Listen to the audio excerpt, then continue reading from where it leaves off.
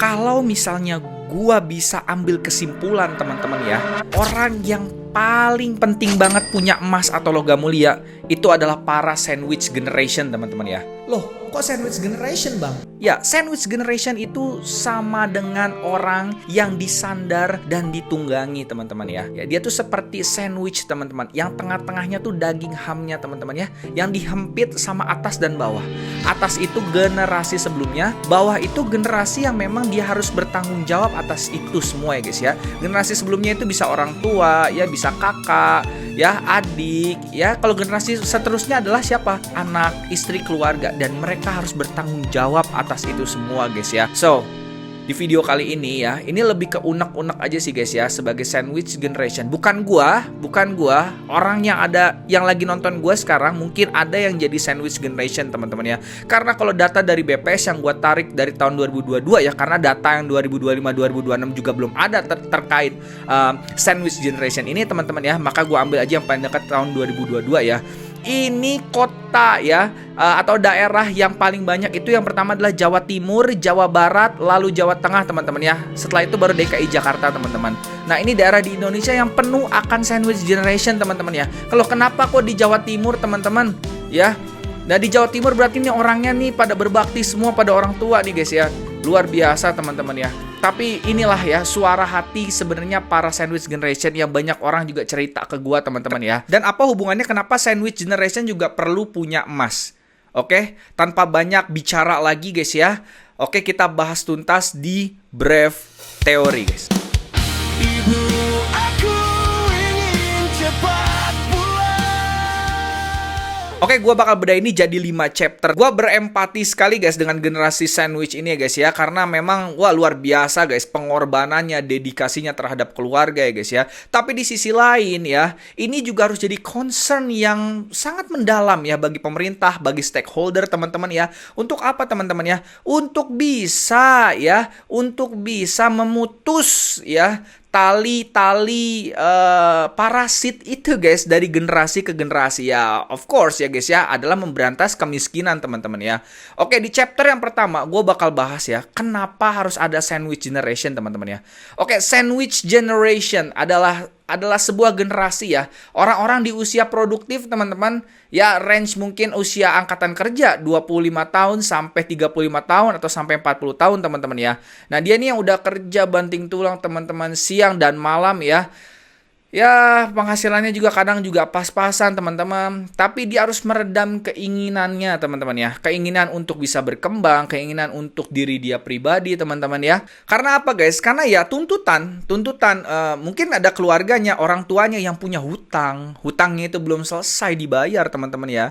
Jadi dia harus bantuin juga, banting tulang guys ya, untuk nyisihin uangnya, uang gajinya yang mungkin di akhir bulan dia juga masih bilang astagfirullahaladzim teman-teman ya. Tapi dia harus menyisihkan sedikit demi sedikit itu untuk bayar hutang orang tuanya teman-teman ya. Kayak gitu ya. Dan kalau misalnya nggak ada hutang, yang selanjutnya adalah apa guys ya? Membiayai keluarganya. Ya mungkin misalnya di keluarga sebelumnya ya guys ya, di keluarga besarnya itu dia punya adiknya banyak guys. Ya adiknya banyak, adiknya perlu biaya sekolah, yang mana orang tuanya ini sudah lewat dari angkatan kerja guys ya. Ada yang sudah pensiun, bahkan ada yang sudah memang udah nggak bekerja lagi dan nggak ada simpanannya, nggak ada simpanan, boro-boro simpanan teman-teman ya. Gaji nggak ada, simpanan nggak ada, apalagi memikirkan untuk hari tua dan masa depan, nggak ada teman-teman.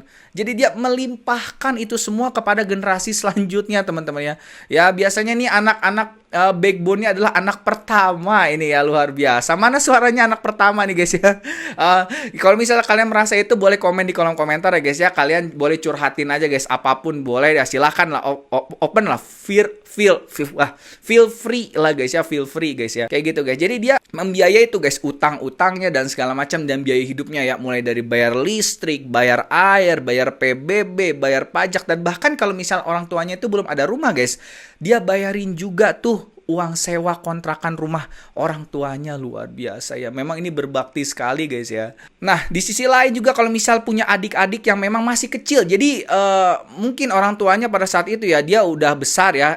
Baru hamil lagi orang tuanya guys ya. Jadi punya adik lagi ya. Nah, pada saat dia adiknya udah mulai besar teman-teman, orang tuanya nih udah nggak kerja lagi guys. Ya mau nggak mau kakaknya lah yang harus meneruskan itu semua teman-teman ya. Nah, di situ guys ya problematikanya ya guys ya. Mungkin kalau secara hati nurani agama ya, mungkin ya Tuhan menitipkan rezekinya pada anak pertama ini guys ya. Tapi secara ekonomi guys ya, ini luar biasa sangat cukup mencekik guys ya. Cukup mencekik guys ya. Kadang mungkin juga yang si sandwich generation ini juga harus menghitung-hitung ulang teman-teman. Menghitung-hitung ulang ya pengeluaran dan segala macamnya ya teman-teman ya. Kayak gitu ya. Belum lagi kalau si sandwich generationnya ini punya keluarga juga. Dia juga harus bertanggung jawab untuk bisa apa? Menafkahi anak dan istrinya. Teman-teman seperti itu ya. Oke guys, nah untuk chapter yang kedua, gue bakal ngebahas apa sih penyebab-penyebabnya kenapa bisa lahirnya dan tumbuhnya sandwich generation teman-teman ya. Nah bagian yang pertamanya adalah ketidaksiapan orang tua nih guys ya, generasi sebelumnya untuk menyusun ya, mapping keluarga dari masa ke masa teman-teman. Dalam arti gini ya teman-teman ya, dalam dunia ini teman-teman, ya udah pastilah ya guys ya, dunia ini berputar teman-teman. Kadang kita itu ada di atas, kadang kita itu ada di bawah teman-teman. Nah, tapi guys ya, biasanya ini nih guys ya, yang mempengaruhi gaya hidupnya guys ya. Yang mempengaruhi gaya hidup generasi sebelumnya. Bisa jadi generasi sebelumnya nih, generasi sebelum si sandwich generation ini kurang literasi guys ya. Dia kurang literasi, kurang membaca ya guys ya. Mungkin juga pola hidupnya guys ya, pola hidupnya tuh biasanya kalau misal menginginkan sesuatu tuh bukannya dengan cara menabung ya, investasi atau segala macam, tapi lewat apa? Hutang teman-teman ya. Dan juga ya guys ya, punya anak juga itu harus direncanakan guys ya. Nggak bisa kita tuh langsung nyoh aja gitu ya guys ya, tiba-tiba anaknya banyak teman-teman ya. Bukan berarti nggak boleh punya anak, bukan teman-teman. Cuman maksudnya gini loh, kita menjenjang gitu anaknya guys ya. Kita juga harus mengaca dengan ini guys ya, finansial kita. Kira-kira sanggup nggak kita punya anak guys ya? Sanggup nggak kita untuk membiayai itu semua guys ya? Ya kalau kata orang bilang 2 anak cukup ya guys ya. Nah kalau misalnya 2 anak cukup ya guys ya. Kalau kita berkelimpahan harta mau punya anak 10, 11 jadi ke-11an bola juga nggak apa-apa guys ya. Tapi kalau ini ekonominya mohon maaf pas-pasan teman-teman ya. Ya mendingan kita cari have fun-nya yang lain dulu gitu. Jangan hujan dikit jadi anak, hujan dikit jadi anak. Jangan ya guys ya. Itu guys ya, bukan melarang tapi tolong untuk dijenjangkan ya, berjangka lah ya guys ya. Misalnya selangnya 5 tahun, 3 tahun sampai ekonominya membaik baru ya. Kayak gitu teman-teman ya. Gitu. Kalau misalnya kita udah punya mapping ya guys ya, di dalam keluarga ini jadikanlah sebuah perusahaan juga guys ya. Jadi jangan sembarangan gitu loh guys ya. Keluarga juga harus di-manage teman-teman. Ya apalagi nih buat para bapak-bapak ya. Ya gue juga sama masih belajar ya guys ya. Gitu. Jadi kita juga harus mapping guys ya. Oh ini anak pertama jenjangnya sekian ya. Oh punya anak kedua mungkin 2 tahun lagi atau 3 tahun lagi. Dilihat nih pengeluaran dan pemasukannya. Kita juga harus buat P&L lah ya. Profit and loss gitu ya. Jadi setiap bulan tuh kita harus meeting sama istri kita gitu ya guys ya. Oh di bulan ini kita profit nih. Bulan ini kita loss nih. Karena kenapa biayanya gitu loh. Dan kalau misalnya tetangga beli apa udah diemin aja guys ya. Nggak usah kita maksa-maksain guys. Misalnya tetangga punya mobil baru, punya kompor baru, punya kulkas baru, udah biarin aja ya. Kalau kita belum mampu, jangan dipaksain. Nanti ujung-ujungnya apa? Ngutang guys ya. Gitu ya guys ya. Dan juga nih generasi sebelumnya tidak mempersiapkan investasi jangka panjang. Anak itu ya secara harfiahnya memang itu kan titipan teman-teman ya. Tapi anak juga aset teman-teman. Ya, anak juga sebagai aset. Aset ini kalau nggak dipupuk dengan baik, teman-teman ya, nggak disiapkan untuk jangka panjang, teman-teman. Waduh, jadinya berabe, teman-teman ya. Jadinya berabe ya. Ini bersyukur lahirnya sandwich generation yang berbakti sama orang tua. Coba kalau yang lahir generasi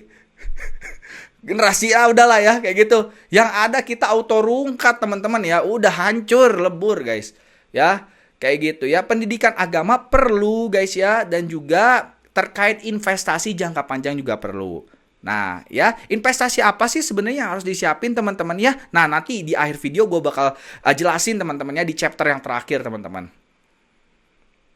Nah, lanjut ke chapter yang ketiga teman-teman ya. Sandwich generation yang berontak teman-teman. Sandwich generation yang berontak. Ya, ini sebenarnya bukan berontak sih teman-teman ya. Jatuhnya tuh seperti, gue udah males lah.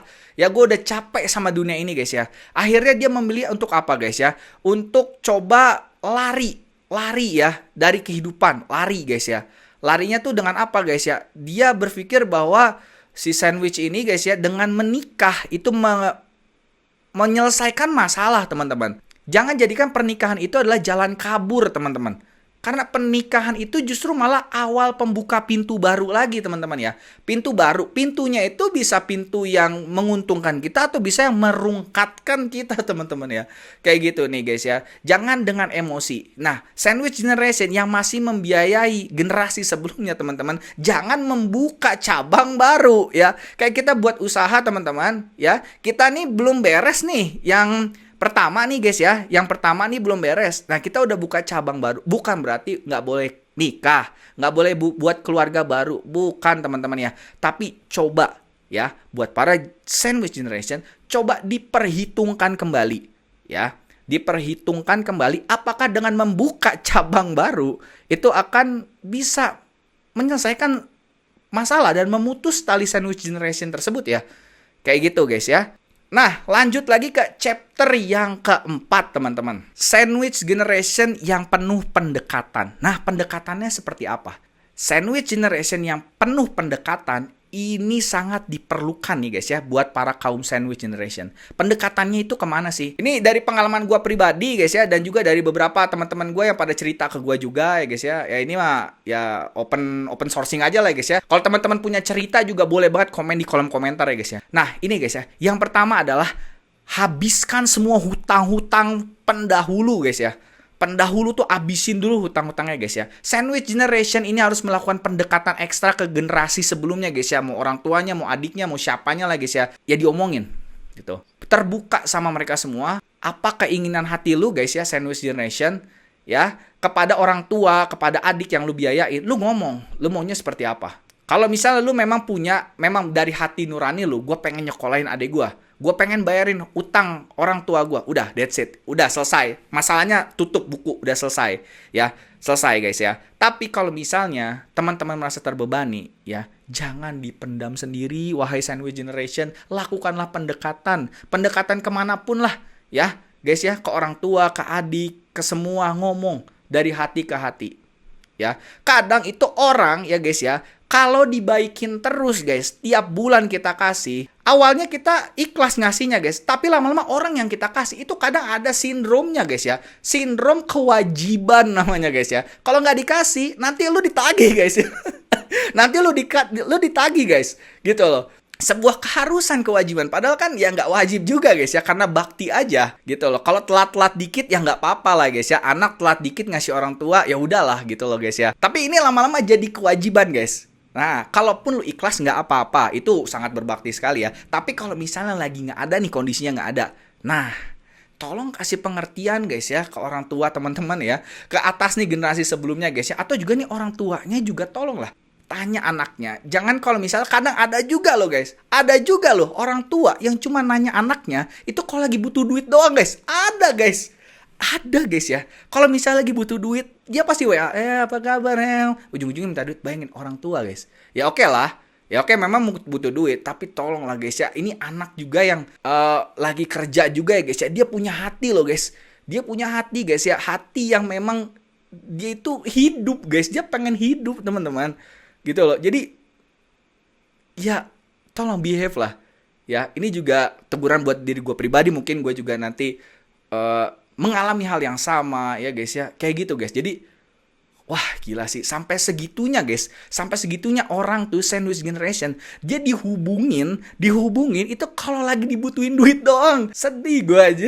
Bahkan ya guys ya. Bahkan guys ya. Bahkan ada yang nangis ketika si sandwich generation itu meninggal. Bukan karena dianya meninggal, tapi karena udah gak ada yang biayain lagi. Generasi sebelumnya luar biasa sedihnya guys itu.